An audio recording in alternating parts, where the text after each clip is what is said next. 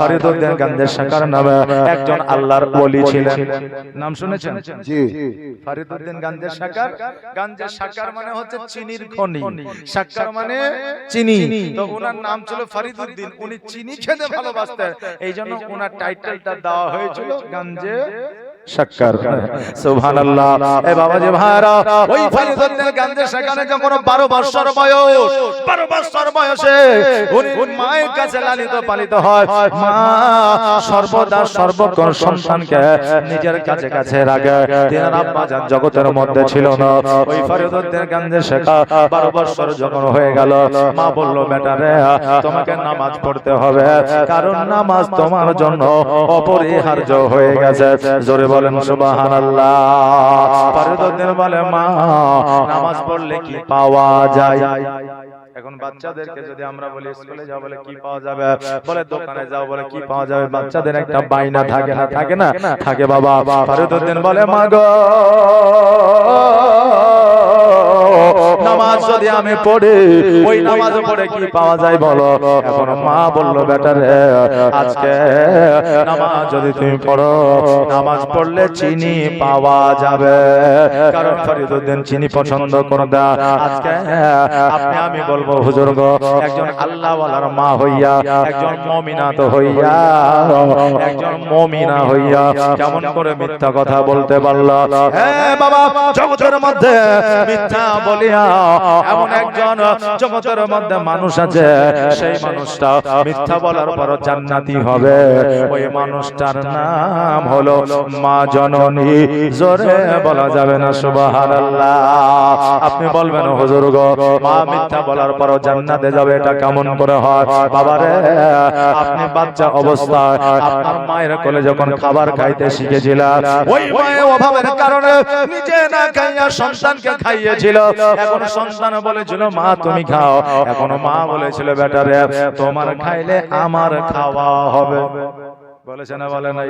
কিন্তু আমি খাইলে কি মায়ের খাওয়া হয়, মা খাইলে কি আমার খাওয়া হয়? মনে হয় তো শান্তি পায়, কিন্তু খাওয়া হয় না। আমার আল্লাহ বলে, বান্দি রে, আজ এই কথাটার কারণে, এই মহব্বতের কারণে আমি আল্লাহ তোর জীবনের গুনাহ খাতা maaf করে আমি আল্লাহ তোকে জান্নাতবাসী বানায় দিব। জোরে বলেন সুবহানাল্লাহ। ওই বলে, বেটা রে, আজকে নামাজ পড়লে চিনি পাওয়া যায়। এখন জোহরের নামাজ পড়েছে, এবার বলছে, মা চিনি কোথায়? বলে, যাই নামাজটা উঠায় দেখো। এবার যাই নামাজটা যখন উঠাইলো, দেখছে পুরিয়া করে বাবা চিনি রাখা আছে।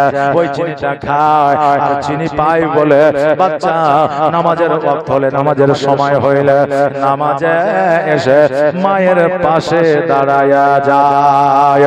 নামাজ শেষে যাই নামাজের তলে চিনি পেয়ে যায়। ওই বাচ্চা নামাজ পড়ে। এ বাবা, এখনো পর্যন্ত যখন আমাদের সাতাশা রাত্রি হয়, যখন আমাদের শবে মেরাজের রাত্রি হয়, যখন আমাদের শবে বরাতের রাত্রি হয়, মসজিদে বাবা মিলাদুন নবী হয়, হয় না? জি জি, মিলাদুন নবী হয়। এখন কমিটির লোকেরা জিলাপি নিয়ে আসে, আপনার বাতাসা নিয়ে আসে, তারপরে মিষ্টি নিয়ে আসে, যার যেমন ক্ষমতা হয় সে তেমন বাবা সিন্নি নিয়ে আসে। দেখবেন ওই জায়গায় বাচ্চা বাচ্চা ছেলেরা গিয়ে হাজির হয়। ওইভাবে বাচ্চাদেরকে নামাজের দিকে আগ্রহী করতে হবে, মসজিদের দিকে যাবার জন্য প্রস্তুত করতে হবে।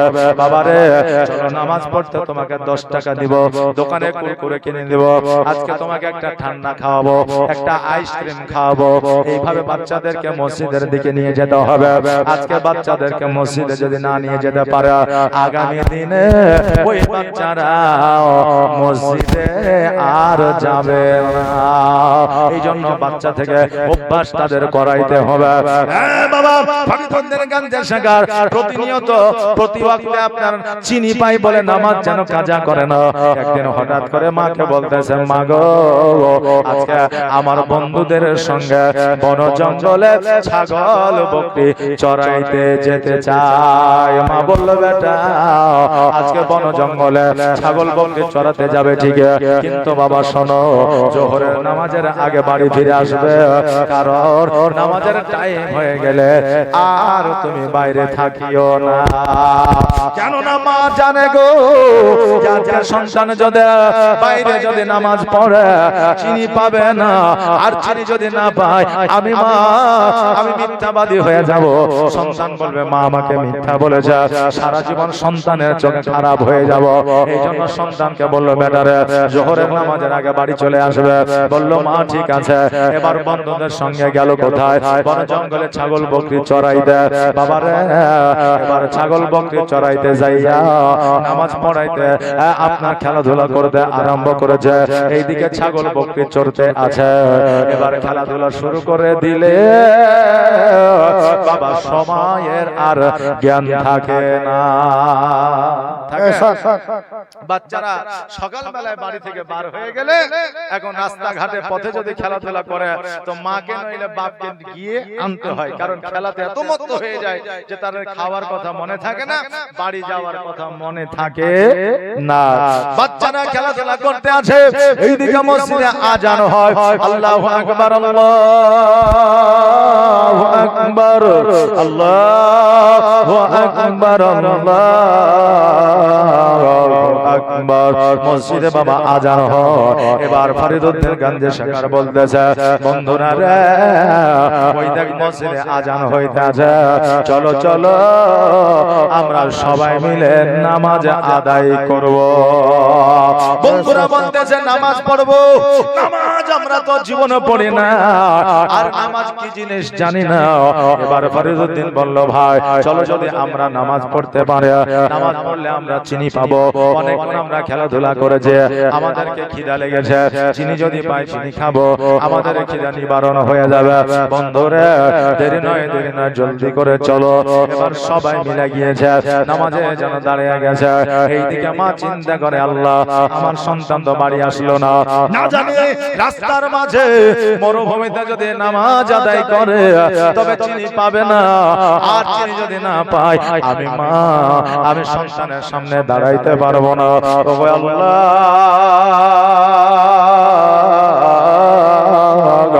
তুমি হলে ইজ্জতের মালিক, তুমি হলে বেইজ্জতের মালিক। আল্লাহ গো আমার ইজ্জতটা তুমি বাঁচায়া নিও। এখন এইদিকে ফরিদউদ্দিন গঞ্জে শেখা নামাজে বাবা দাঁড়িয়ে গেছে, নামাজ কমপ্লিট করেছে। এবার নামাজ কমপ্লিট করার পরে সালাম ফিরিয়েছে, সালাম ফিরানোর পরে এবার বাবা দোয়া করেছে। বন্ধুরা বলে ফরিদউদ্দিন নামাজ পড়ার পরে যে চিনি পাওয়া যাবে চিনি তো পাইলাম না। ফরিদউদ্দিন বলে শোনো বাড়িতে যখন নামাজ পড়তাম যাই নামাজের নিচে চিনি পাওয়া যায়, তো এই জায়গায় তো যাই নামাজ না। আজকে মরুভূমির বাড়িটা একটু সরাইয়া দেখে চিনি পাওয়া যায় কি না। এবার মরুভূমির বালি যখন একটু সরাইয়াছে দেখছে যেন ওই বালির নিচে একটা পুরিয়া, দুইটা পুরিয়া, পাঁচটা, 10টা পুরিয়া না, ওই মরুভূমির নিচে যেন আল্লাহ চিনির খনি বানায়া দিয়েছে। জোরে বলেন সুবহানাল্লাহ। নারে তাকবীর, নারে রিসালাত। হযরত আল্লামা মাওলানা পিয়ারুল ইসলাম চিশতি, নারে তাকবীর, নারে রিসালাত। ইয়া রাসূলুল্লাহ। এ বাবাজি ভাইরা ওই জায়গাতে একটা 10টা 15টা পুরিয়ান ওই মরুভূমির নিচে যেন আমার আল্লাহ তাবারক তাআলা চিনির খনি দিয়ে দিয়েছে। এবার সবাই পেট পূরণ করে চিনি খেয়ে যায়। এবার বলছে বন্ধু এসব পকেটে আমরা ভরে নিয়ে। এবার ফরিদউদ্দিন গঞ্জে শেখার বলে শোনো রে নামাজ পড়লে চিনি পাওয়া যায়, পকেটে ভরার দরকার নাই। এবার বাবা সন্ধ্যাবেলা যখন বাড়ি যাইতে আছে, বাড়িতে যখন যাইতে আছে, এবার আমার মা রাস্তার ধারে সন্তানের জন্য যেন দাঁড়ায় আছে আর বলতেছে বেটা রে আজকে তুমি যে নামাজ পড়লে বলো বলো তুমি কি চিনি পেয়েছিলে? ফরিদউদ্দিন বলে মা গো আমি এত চিনি পেয়েছি গো মা, আমি এত চিনি পেয়েছি আমরা খেয়ে শেষ করতে পারি না। মা জোরে সুরে বললেন আলহামদুলিল্লাহ। আলহামদুলিল্লাহ। বলে বেটা আজকে চিনি যে পেয়েছ, এই চিনি তুমি কেমন করে খেয়েছ? ফরিদুদ্দিন বলে মা আজকে যে চিনি আমি বাড়িতে খাইতাম ওই চিনি যে স্বাদ ছিল আজকে মরুভূমিতে যে চিনি খাইলাম এর চাইতে হাজার গুণ বেশি স্বাদ পাওয়া গেল। জোরে বলে সুবহানাল্লাহ। বাবাজি ভাইরা নবীর প্রতি যদি মহব্বত থাকে আর যদি নামাজের প্রতি ভক্তি থাকে আল্লাহর কাছে যেটা চাইবো সেটাই পাবো। এই জন্য আমার নবী বলেন যে হে আমার উম্মত উম্মতিরা তোমরা মসজিদে যাও নামাজ পড়ার জন্য, তোমরা নামাজ পড়ে আল্লাহকে খুশি করো। সোনা পাওয়ার জন্য নামাজ পড়িও না, মানুষকে খুশি করার জন্য নামাজ পড়িও না, সেক্রেটারি হওয়ার জন্য নামাজ পড়িও না, আপনার ক্যাশিয়ার হওয়ার জন্য নামাজ পড়িও না, লোক দেখানোর নামাজ পড়িও না, বৌমা সন্তানের জ্বালায় পড়িয়া মসজিদে যাইয়া নামাজ পড়িও না। আজকে সুন্দরী বউ পাওয়ার জন্য মসজিদে নামাজের জন্য যেও না, আল্লাহকে রাজি ও খুশি করার জন্য যাও। আল্লাহ যদি রাজি ও খুশি হয়ে যায় সারা জাহান তোমার হয়ে যাবে, কারণ আল্লাহ সবকিছুর মালিক। আল্লাহর কাছে যেটা চাইবা সেটাই তুমি পাইবা। জোরে বলেন সুবহানাল্লাহ। আজকে বাবা আমরা মসজিদে যাই নামাজ পড়ার জন্য, এক একজন এক এক নিয়াতে যাই। এই যে যাই কে যাই না, কেউ যায় মসজিদের সেক্রেটারি হব বলে 5 ওয়াক্ত নামাজ পড়লে আমাকে হয়তো মোড়ল বানাবে বাবারে। আবার যুবকেরা অনেকে মসজিদে যায় সুন্দর পরিবারে বিয়ে হবে আমাকে ভালো বলবে। আবার কেউ রিটায়ার্ড হয়ে বাড়িতে বসে আছে, ছেলে বৌমা বলতেছে আব্বা গো এখন তো পেনশন পান রিটায়ার্ড হয়েছে মসজিদে যান, বাড়িতে কেন বসে আছে? ওই আপনার বুড়া ওই 60 বছরে আপনার বান্দা মসজিদে ছেলে বৌমার জ্বালাতে আজকে ও যদি নিয়াত করে নামাইতুন উসাল্লিয়া লিল্লাহি তাআলা রাকাতিস সালাতে বা আরবা রাকাতিস সালাতে নামাজ হবে, নিয়াত হবে আরবি, কিন্তু তার অটোমেটিক ট্রান্সলেশন নিয়াত হয়ে যাবে। আজকে নিয়াত হবে তার এই রকম নামাইতুন উসাল্লিয়া লিল্লাহি তাআলা রাকাতিস সালাতে ছেলে বৌমার জ্বালাতে আমিও পারি না তারাও ছাড়ে না। আল্লাহু আকবার। জি জি জি, মানে আরবি নিয়াত করলো ট্রান্সলেশন হয়ে যায়, তার মানে তার মনের উদ্দেশ্য নিয়াত হলো আলাদা। তো তুমি যতই আরবি নিয়াত করো না কেন অটোমেটিক বাংলায় ট্রান্সলেশন হয়ে যাবে, বুঝলেন না? এই জন্য বাবা আল্লাহকে রাজি করার জন্য মসজিদে যাও, আল্লাহকে খুশি করার জন্য মসজিদে যাও। আমার নবীর প্রতি মহব্বত করো, আমার নবী যদি খুশি হয়ে যায় আমার আল্লাহ খুশি হয়ে যাবে। আল্লাহর নবী গো নূরের নবী গো কোন সাধনে পাইব আপনার মন। জোরে বলেন সুবহানাল্লাহ। আল্লাহর নবী গো নূরের নবী গো কোন সাধনে পাইব আপনার মন। আর পাইলে আপনার দর্শন ধন্য হইবে আমার জীবন। আর পাইলে আপনার দর্শন ধন্য হইবে আমার জীবন। চাই না নবী আমি 7 রাজারে ধন। নবী গো নূরের নবী গো কোন সাধনে পাইব আপনার মন।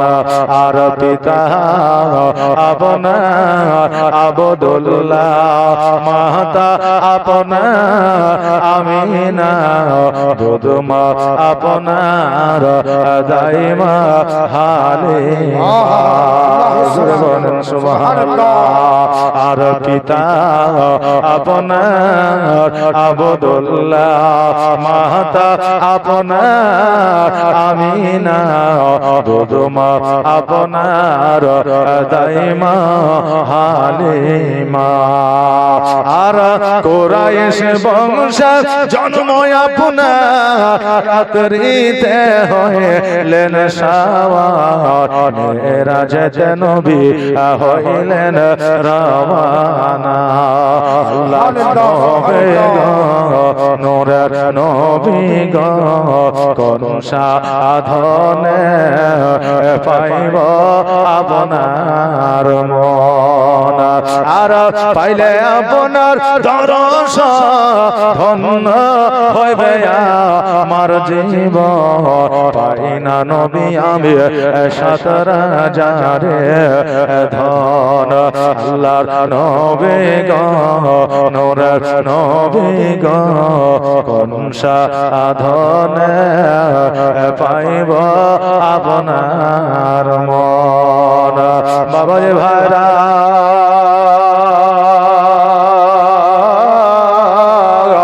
আজকে ফরিদউদ্দিন গঞ্জের সাগরের মা আল্লাহর দরবারে শুকরিয়া আদায় করলাম বলে আল্লাহ গো আজকে আমার ইজ্জত মান ও সম্মানকে বাঁচিয়ে নিয়ে যাও আল্লাহ আজকে আমার সন্তান যখন নামাজ কাজা করে না ও আল্লাহ আজকে আমার সন্তানকে তুমি কবুল করে নাও আরে আজকে ওই ফরিদউদ্দিন গঞ্জের সাগর এত আল্লাহর ইবাদত উপাসনা বান্দে করেছিল ওই সন্তান আল্লাহর ইবাদত বান্দে করিয়া আল্লাহর ওলি হইয়া ছিল জোরে বলেন সুবহানাল্লাহ বাপজি ভাইরা আজকে জগতের মধ্যে যারাই প্রফেসর হয়েছে যারাই ডাক্তার হয়েছে যারাই মাস্টার হয়েছে যারাই উকিল হাকিম হয়েছে যারাই পয়গম্বর হয়েছে যারাই জগতের মধ্যে আজকে ওলি আউলিয়া হয়েছে যারা মুমিনত্ব অর্জন করেছে যারা আলেম ওলামা হয়েছে তারা মায়ের দুয়ায় হয়েছে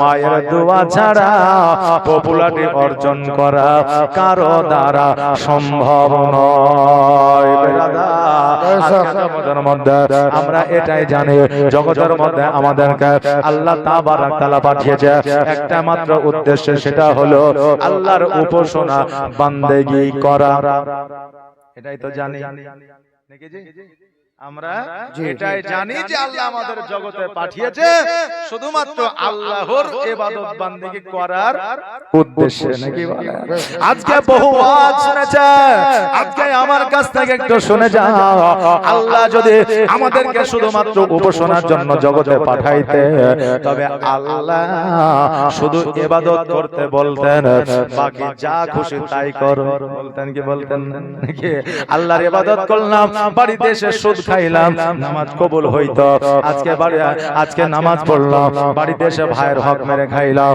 আজকে নামাজ পড়লেই তো কাজ ছুটি হইতো নাকি শুধুমাত্র আল্লাহর উপাসনার কারণে যদি জগতে পাঠাইতো বাবারে আল্লাহর ইবাদত বান্দে করার জন্য আপনার লোকের অভাব ছিল না জিনেদের অভাব ছিল না ফেরেশতাদের অভাব ছিল না গাছপালার অভাব ছিল না নদী নালার অভাব ছিল না এদেরকে যদি আমার আল্লাহ বলতো তোমরা আমার উপাসনা করতো এরা আল্লাহর উপাসনা করতো আজকে বাবা জগতের মধ্যে আমাদেরকে পাঠিয়েছে মানুষ হইয়া মানুষকে মহব্বত করতে বলেছে পাড়া প্রতিবেশীর সঙ্গে সৎ ব্যবহার দেখাইতে বলেছে আজকে ভাইদের সঙ্গে মহব্বত নিয়ে চলাফেরা করতে বলেছে পিতামাতার খিদমত করতে বলেছে আজকে আমার আল্লাহ তাবারক তাআলা বলেছে একে অপরের হক বুঝাইয়া দাও তারপরে মসজিদে আসো নামাজ পড়ার জন্য আমি তোমার নামাজ আমি আল্লাহ কবুল করব বাবারে সবচাইতে বড় ইবাদত হলো মানুষ হইয়া মানুষকে মহব্বত করা জোরে বলেন সুবহানাল্লাহ আমি মানুষ হইয়া জন্ম লইয়া মানুষে করিলাম কি আমি নবী না চিনিলাম কি ভুল করিলাম নবী না চিনিলাম কি ভুল করিলাম ঝুলিতে ভরিলাম কি আমি মানুষ হইয়া জন্ম লইয়া মানুষে করিলাম কে একজন ইহুদির বিবি আপনার ইহুদের সঙ্গে ঘর সংসার করতে আছে ওই ইহুদে বলতেছে বিবি রে আজকে আমি জগতের মধ্যে বেঁচে আছি তোমার যতই অভাব অনটন হোক না কেন জীবনে কখনো সবার কাছে যাইবা কিন্তু একজন মক্কা নগরে একটা যুবক আছে যার নাম হলো মোহাম্মদ, আসমানি নাম হলো আহমদ, আব্দুল্লাহর বেটা, মা আমিনার লাল। ওই যুবকের কাছে কখনো তুমি যাইবা না, খেতে পাও আর না পাও। এখন বিবি বলছে কেন? বলে বিবি শোনো রে, আজকে ওই যুবকের কাছে যে যায় তাকে নাকি মুসলমান বানায় না। আহারে ওই ইহুদি বিবি বলল শোনে, আজকে আপনি যতদিন পৃথিবীর মধ্যে বেঁচে আছেন, যতদিন পৃথিবীর মধ্যে হায়াতে আছেন, স্বামী গো আমি আপনার কথা অমান্য করিব না। মা বোনেরা কান দিয়ে শুনেন, আজকে আপনার স্বামী যতই খারাপ হোক না কেন, আজকে আপনার স্বামী মদখোর হোক না কেন, আজকে আপনার স্বামী জুয়াখোর হোক না কেন, আজকে আপনার স্বামী খারাপ হোক না কেন, আপনার জন্য আপনার স্বামী হলো রাজা মহারাজা। এই জন্য আপনার স্বামী যে অর্ডারটা করবে আপনাকে মানতে হবে, শুনতে হবে, এটাই হলো তোমার দায়িত্ব। জোরে বলেন সুবহানাল্লাহ। এখন স্বামী যদি হারাম কাজের দিকে আপনার বিবিকে যদি অর্ডার করে, আদেশ করে, তবে ওই স্বামীর জন্য বিচার করা তোমার জন্য প্রযোজ্য আছে। একবার জোরে বলেন নাউজুবিল্লাহ। আজকে ওই ইহুদি বিবি বলল স্বামী গো আপনি যতদিন পর্যন্ত জগতে আছেন আমি ওই মুহাম্মদের কাছে যাব না। জীবনে সংসার করলে, একটা সন্তান জন্ম দিলে, একটা পুরুষ সন্তান, একটা ছেলে সন্তান জন্ম দেওয়ার পরে বাবারে ওই ইহুদিটা কিন্তু ইহ জগৎ ছেড়ে পর জগৎ গমন করলো, ইন্তেকাল করলো। এবার ওই বিবি জগতের মধ্যে সংসার করতে আছে বাবারে। জগতের মধ্যে যে নারীর স্বামী নয়, জগতের মধ্যে যার মাথার তাজ নয়, জগতের মধ্যে যাকে দেখার মতো কেউ না, এর মতো কষ্ট জগতের মধ্যে বাবা আর কারণ একমাত্র স্বামী ছাড়া বিবি এই কষ্ট জানতে পারে, জগতের কেউ জানতে পারে না। ওই বিবি একটা কাপড় পরিধান করে জীবন যাপন করে, তবে একটা কাপড় কতদিন পর্যন্ত চলবে? ওই কাপড়ের তো বাবা শেষ আছে, ওই কাপড়টা বাবা পচে গেছে, ছিঁড়ে ছিঁড়ে যেন মায়ের শরীর থেকে কাপড়টা যেন পড়ে যাচ্ছে। সংসারের 12 বছর বয়স হয়েছে, ওই সন্তানকে মা বলতেছে বেটা আজকে আমার যথেষ্ট বয়স হয়ে গেছে, আজকে শোনো রে, আজকে তোমার সম্মুখে যাইতে লজ্জা আমাকে লাগে, আজকে ঘর থেকে বাড়ি থেকে বার হতে পারি না বেটা রে। আজকে তোমার চাচা জগতের মধ্যে বেঁচে আছে, আজকে তোমার ফুফু জগতের মধ্যে বেঁচে আছে, আজকে তোমার চাচা ও ফুফুর কাছ থেকে যদি একটা কাপড় আমার জন্য এনে দিতে পারো তবে আমি বড় খুশি হয়ে যাব। ওই বাচ্চা ছেলে 12 বছরের সন্তান চাচার বাড়িতে গেল, চাচার বাড়িতে যাওয়ার পরে চাচাকে ডাক দিল, চাচা গো আজকে আমার মা কাপড়বিহীন ঘরের মধ্যে আছে, ওগো চাচা একটা কাপড় যদি আমাকে দিতা আমি বড় উপকৃত হইতাম, আমার মা বড় উপকৃত হইত। এখন চাচা বলল দূর হয়ে যা, আজকে আমার বাড়ির অভাব দূর হয় না, আমি তোর মাকে কেমন করে কাপড় দেব। এবার ওই বাচ্চাটা ফুপুর কাছে গেল, এখন ফুপুর কাছে যাওয়ার পরে ওই ফুপু বলতেছে আমারও সংসার চলে না, আমি তোর মাকে কেমন করে কাপড় দেব। বাবা আজকে জগতের মধ্যে আপনি আছেন তাই আপনার বিবির মান আছে, আপনি আছেন তাই আপনার বিবিকে আপনার ভাই দেখতে পারে, আপনার বোন দেখতে পারে। আপনি যেই দিন থাকবেন না আপনার বিবিকে আপনার বোন ভাই দেখতে পারবে না তো পারবে না, এখন তাকে তাড়ানোর চেষ্টা করবে, কবে যাবে আর আপনার ভাগের জমিগুলা তাদের নিজের নামে করবে।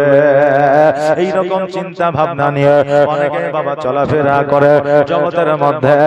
আজকে ওই বাচ্চাটা ফুপুর কাছে চাচার কাছে যখন পোশাক পাইল না, আজকে একটা গাছের নিচে বসে অঝর নয়নে কান্না করে। পথে দাঁড়িয়ে একজন পথিক যেন চলে যায়, বাচ্চাটার কান্না দেখিয়া ওই বাচ্চার মাথা হাত বুলে বলে বাবারে আজকে তুমি একটা বাচ্চা ছেলে, ছোট্ট ছেলে, এত সুন্দর চেহারা লইয়া আজকে এই জায়গায় তুমি কান্না করছো কারণটাকে? বলে শোনো গো, আজকে আমার মা বিনা কাপড়ে ঘরের মধ্যে আছে। আমার মায়ের জন্য একটা কাপড়ের ব্যবস্থা করার জন্য আমি বার হয়েছিলাম, একটা কাপড়ের ব্যবস্থা করতে পারলাম না। ওগো পথি, এই জন্য আমি কান্না করতে আছে। আমার মাকে গিয়া আমি কি জবাব দেব?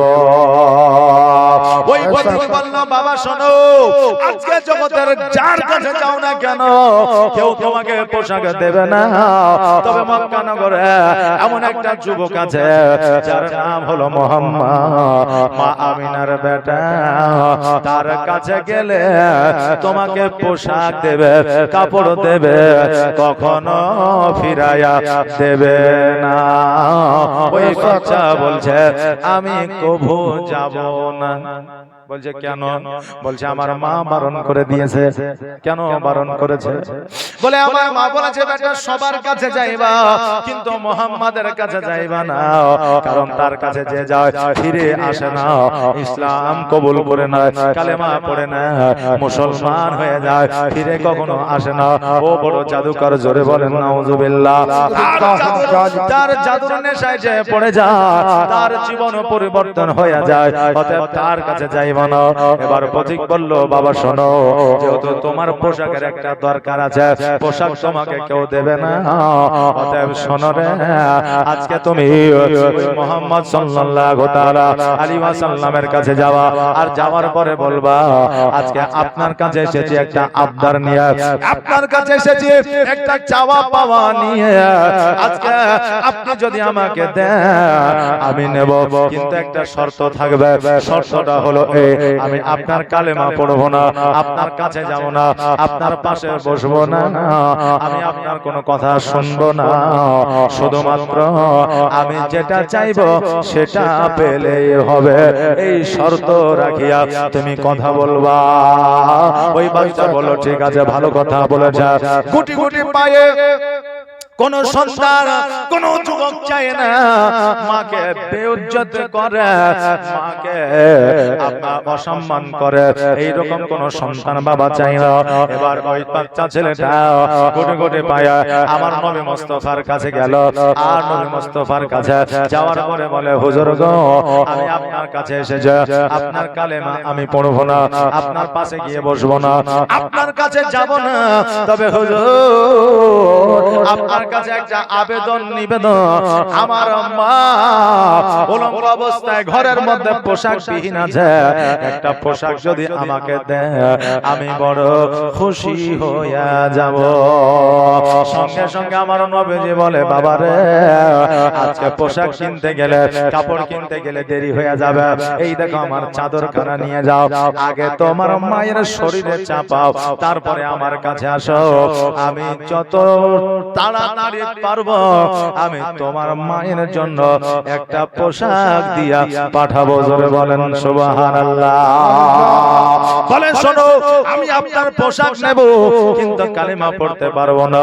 নবী আমার বলে, বাবা রে, আজকে কালেমা তোমাকে পড়তে হবে না, আমার কাছে আসতে হবে না, আজকে আমার পাশে তোমাকে বসতে হবে না, কোরআন তেলাওয়াত শুনতে হবে না, আগে তোমার মায়ের কাছে গিয়া আমার চাদরখানা দিয়া দাও। জোরে বলেন সুবহানাল্লাহ। আমরা হলে বলতাম তুমি তো বেধর্মী, তোমাকে কেন দেব, আজকে আমার ধর্মে আসো তারপরে দেব। অনেক মানুষ আছে এই রকম জগতের মধ্যে আছে না নাই? বাবারে, আজকে জগতের মধ্যে আমরা মানুষ নিজে এত স্বার্থপর হয়েছে, স্বার্থপরতা নিয়ে চলাফেরা আমরা এত এমন ভাবে করছি যে আপন ছাড়া আর কিছুই মোরা বুঝি না। আমরা নিজের মায়ের পেটের ভাই কেউ ছাড়ি না। আহারে বাবা, আজকে আপনাদেরকে বলে দিয়ে যা, আমরা এমনই অন্যায়ের পথে আমরা পথিক হয়ে গেছি যে ন্যায়ের পথ আর আমরা দেখতে পাই না। আমার আল্লাহ বলে দিয়েছে, খুলিকাল ইনসানু দাইফা, আল্লাহ বলে বান্দারে তোমাকে আমি অতি দুর্বল করে জগতের মধ্যে পাঠিয়েছে, একটা সময়সীমা লিপিবদ্ধ করে দিয়ে পাঠিয়েছে। আজকে তোমার সময়সীমা যখন সমাপ্ত হয়ে যাবে, আজকে জগতের মধ্যে তোমার টাইম যখন শেষ হয়ে যাবে, আমি আল্লাহ আল্লাহ তোমার মওত ঘটাবো, জোরে বলেন সুবহানাল্লাহ। আরে বাবা, কার কখন মওত হবে কেউ বলতে পারবে না, কার কোথায় কবর হবে কেউ বলতে পারবে না, কার কোথায় গোরস্থান হবে কেউ বলতে পারবে না। তবে এটাই যখন আমরা বলতে পারবো না, শেষ ঠিকানা যখন বলতে পারবো না, লাশ স্টপেজ যখন আমরা দেখতে পাবো না, তবে মোদের এত কিসের বড়াই যেন বলছে কোন জমিনের মাটি আমার হবে গোরস্থান, কোন জমিনের মাটি আমার হবে গোরস্থান। তাদের চোখের জলে আমি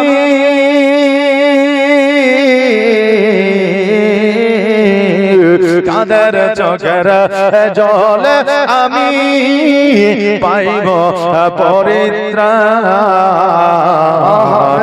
কোন জমিনের মাটি আমার হবে গোরস্থান। কার কাঁধে চড়ে আমি কবর দেশে যাব, জানি না কার মোহনা যাতে খোদার রহম পাব,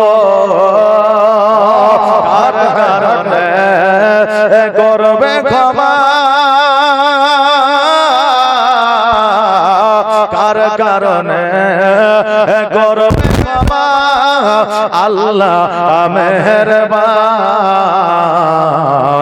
কোন জমিনের মাটি আমার হবে গোরস্থান। বাবাজি ভাইরা, তাই কখনো চেহারা নিয়ে সম্পদ নিয়ে বড়াই করিয়েন না। আজকে ওই বাচ্চা ছেলেটা 12 বছরের সন্তান আমার নবী যে চাদর মোবারক খানা লইয়া বাড়ির মধ্যে গেলে, আর বাড়ির মধ্যে যাওয়ার পরে মায়ের গায়ে যেন চাদর খানা দিয়ে দিল, আর যেমন মায়ের গায়ে চাদরটা দেওয়া, এখন মা বলতেছে বেটারে আজকে আমার গায়ে যে চাদর খানা দিয়েছ, এই চাদর খানা তোমার ফুপুর দেওয়া নয়, এই চাদর খানা তোমার চাচার দেওয়া নয়, এই চাদর খানা পাড়া প্রতিবেশীর দেওয়া নয়। বলো বলো এই চাদর খানা তুমি কোথা থেকে নিয়ে এসেছ? 12 বছরের যুবক, 12 বছরের সন্তান বলে মা আজকে আমি এমন জায়গা থেকে চাদর খানা নিয়ে এসেছি, আজকে তোমাকে যদি বলে হয়তো তুমি আমাকে বকা দেবে গো মা। এবার বললো বেটারে এই চাদর খানা চার তার চাদর হইতে পারে না। বলে কেন গো মা? বলে চাদর খানা থেকে যে খুশবু বের হয়, যে সেন্ট বের হয়, আজকে এই সেন্টে খুশবু আমি জীবনে কখনো পাই নাই। জোরে বলেন সুবহানাল্লাহ। আরে বেটা বলো বলো এই চাদর খানা তুমি কোথা থেকে নিয়ে এসেছ? এবার বলল মা আজকে যার কাছে তুমি যাইতে বারণ করেছ, আজকে যার কাছে গেলে কালেমা নাকি পড়ে নয়, আজকে যার কাছে গেলে না সে নাকি জাদু করে না, আজকে মুহাম্মদুর রাসূলুল্লাহ সাল্লাল্লাহু তাআলা আলাইহি ওয়াসাল্লামের কাছে যাইয়া আমি এই চাদর খানা নিয়ে এসেছি। ওই মা জননী বলতেছে বেটারে আজকে এমন একটা মানুষের কাছ থেকে তুমি চাদর নিয়ে এসেছো যাকে আমরা ঘৃণা করতাম, যাকে আমরা জাদুকর বলতাম, যাকে আমরা কতই না কিছু বলেছিলাম, আজকে আমার ইজ্জত বাঁচানোর জন্য সে নিজের গায়ের পোশাকটা দিয়ে দিয়েছে, নিজের গায়ের চাদরটা দিয়ে দিয়েছে। ওরে বেটা আজকে ওই মানুষটা কখনোই খারাপ হইতে পারে না। আল্লাহর নবী গো নূরের নবী গো আপনি নবী আমার জীবনের জীবন, আপনি আমার জীবন সাথে অন্ধকার কবরের বাদে আপনি নবী আমার নির্জনের একজন। আল্লাহর নবী নূরে নবী গো আপনি নবী আমার জীবনের জীবন আর দেখে আপনার মজে যা ভাগবত হয় খাদিজা সপে দিল নবী জীবন আর মরণ আল্লাহর নবী নূরে নবী গো আপনি নবী আমার জীবনের জীবন। ওই মা বলল বেটা শোনো রে, চলো চলো আমরা নিজেকে পরিবর্তন করে আজকে আমরা গোসল বানানি পবিত্রতা অর্জন করে আর নবীর কাছে যাইয়া আমরা কালেমা খানি পড়ে নিয়া।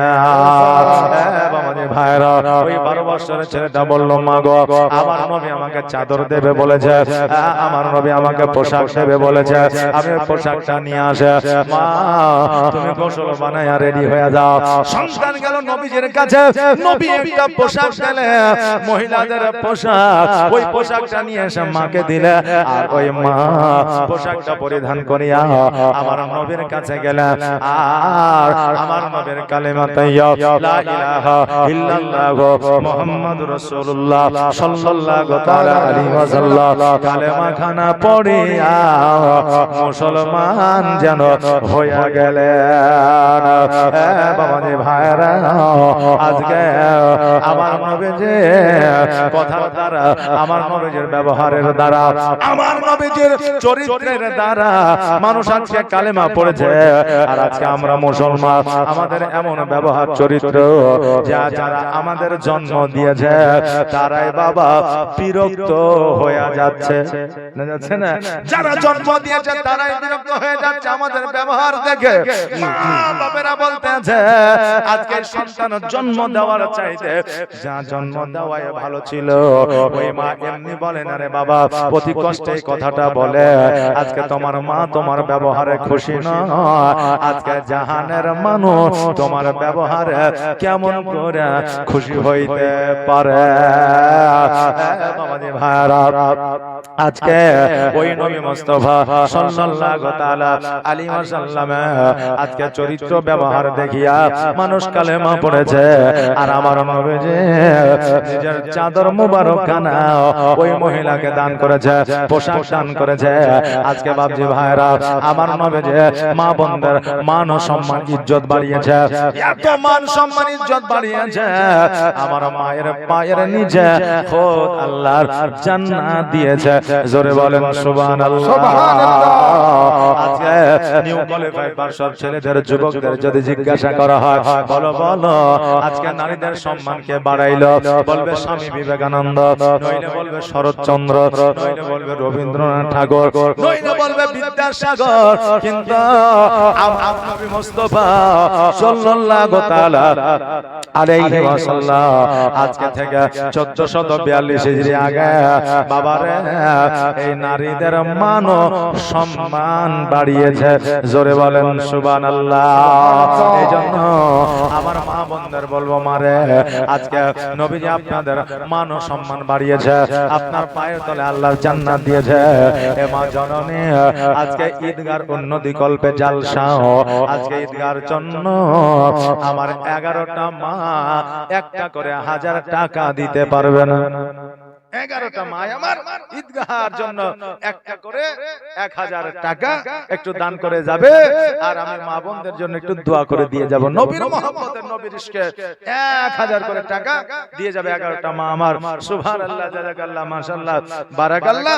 আজকে বাবা আপনার বাবা, আমার বাবা ঈদগার ময়দানে আমাদেরকে নিয়ে গেছে, আর বাবা রোদ্রের তাপে ঈদগার ময়দানে নামাজের জন্য বসেছে, আর সন্তানকে ছাতার ছায়াতলে রেখেছে।